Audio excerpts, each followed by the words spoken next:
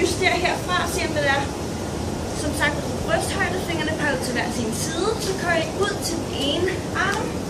Bøjer albuen op langs brystet. Så strækker I den modsatte arm. Presser op igen. Og husk at kigge i den retning af, hvor I kommer ned, så I kigger efter den strakte arm. Herfra så gør jeg til modsatte side. Så bøj armen ned langs siden.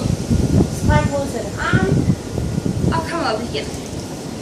Når I har ligesom fundet ud af, hvor I skal placere jeres hænder, så kommer I op på alle fire. Eventuelt laver lidt afstand mellem fødderne, det gør det en smule nemmere. Og herfra så spænder I super godt op i hele kernen. Og så laver I typewriter push-ups så godt som I kan. Det er en ret avanceret udgave af push-ups, så til at starte med, så skal man helt klart komme ned på knæene og lave dem. Man gør det samme. Spænd godt op i maven og kør fra side til side. Så kig efter den strakte arm, stræk armen, modsat armen er bøjet og spænd godt op i hele kroppen. Den næste øvelse er walking V-plank.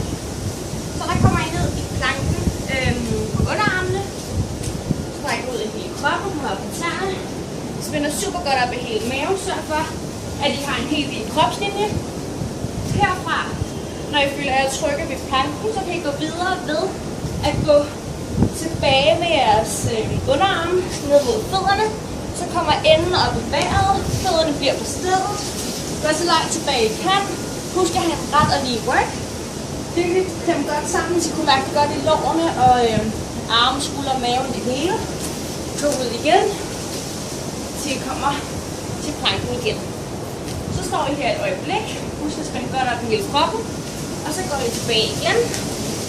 Skyd endelig vejret, ligesom som I former et omvendt ben. Hvis det er for hårdt at lave ned på underarmene, så kommer I op og gør den på strakte arme. Så placer armene godt og stabilt lige ned under skuldrene. Spænd godt op i hele kroppen. Start i lige planke, og herfra går I ind med hænderne mod fødderne. Fødderne bliver i gulvet. Spænd op i hele kroppen. Det blæser lidt i dag. Og husk at strække benene så vidt muligt. Og have en ret og lige ryg. Sug godt op i maven. Herfra går I ud igen i planke. Og tilbage en gang til. Det blæser lidt for meget til at have måtte med i dag, så jeg gør det lige uden. Der er ingen undskyldninger for ikke at fortsætte. Så hvis der I ikke er så smidige i benene, I kan holde dem strakt hele vejen, så igen kan I bare bøje en smule. Så start med strakte arme i planken, og herfra går I ind med hænderne og begynder at bøje i benene, hvis I snart ikke kan holde dem strakte længere. Og så skal I bare virkelig huske at suge godt op i navlen og have en ret og lige ryg.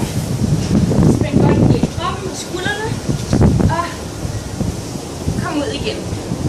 Den tredje øvelse er knee jump, og den ser sådan her ud.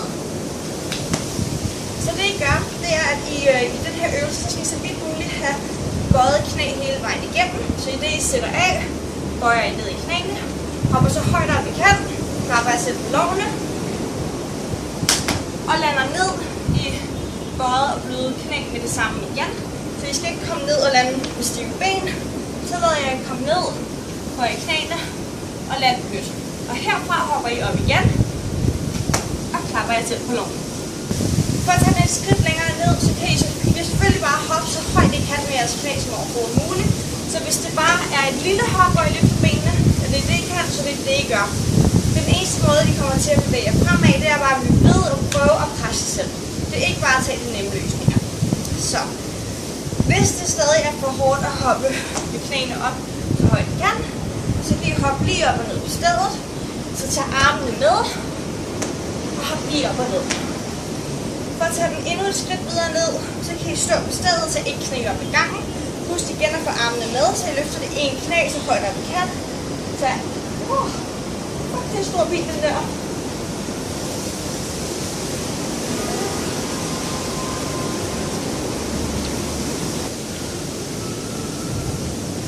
Okay, skrutten er væk, så fortsætter vi. Så det I gør med den nemme udgave af de her knee jump, så står I på stedet og løfter et ben ad gangen. Husk at have armene aktivt med, så I løfter knæet op til højt I kan, så begge arme ned over benet, sætter den i gulvet igen, og tager armene op, og modsat side. Og det gør jeg i så hurtigt tempo som overhovedet muligt. Den sidste øvelse, det var elevated shoulder push-up. Så det I gør, det er, at I finder noget stabilt, som I kan sætte jeres fødder op på, som gør, at jeres fødder kommer højere op i jeres hænder. Jeg bruger en stol, I kan også bruge et bord, en sofa, whatever. Sætter fødderne op på. Eventuelt har bøjet benet strakt, nu gør, som det er, at I føler det mest behageligt. Men kom op og placer hænderne lige ned under skuldrene, en hylde lidt bredere end skulderbredde. Herfra skyder I enden i vejret, og så går jeg ned i armene, så hovedet dykker direkte ned i gulvet. Så I ser sådan her ud. Så, i den her øvelse, der skal kunne mærke det rigtig meget i skuldrene. Og grunden til, at det er, at jeg sætter fødderne op på noget, der er højere end jorden, det er, at jeg får ekstra vægt på mine skuldre, så det bliver endnu hårdt. Hvis det bliver for hårdt, så kan I lave de almindelige shoulder push-up, hvor I har fødderne i gulvet. Igen præcis det samme. Hænderne er lidt bredere end skulderbredde. I viser herfra den her vinkel af. Og enden kommer i vejret. Prøv at være rimelig tæt samlet med jeres fødder og hænder. Og så dykker I med hovedet direkte ned i gulvet. Så den går lige i skuldrene. Så den ser sådan her ud. Eventuelt kommer op på tæerne.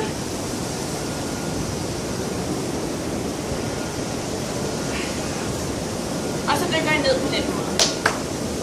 Hvis at det stadig bliver for hårdt, så kan I eventuelt tage noget vægt tilbage på jeres fødder, så I ikke har alt vægt på frem på hænderne. Så gå lidt længere tilbage på fødderne. Kom frem på hænderne. Og herfra vinkel på den lige ned. Og op igen. Gør det en smule lettere. Sidste version, der kan I komme ned på knæene. Igen har enden godt i vejret.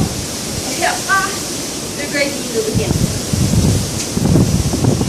Bare husk, at I skal dykke, så vi nu det lige ned med hovedet i gulvet, og I kommer ud af her for eksempel, og så bliver det mere en slags halv push-up, en halv shoulder push-up. Så enden går i vejret, skulderhavnerne ind til rygspøjsøjlen, spænd godt op i maven, og dyk hovedet lige ned, og så skal I kunne mærke det godt i skuldrene, når I laver den her øvelse. Tusind tak for i dag. Jeg glæder mig til, at vi ses igen næste gang.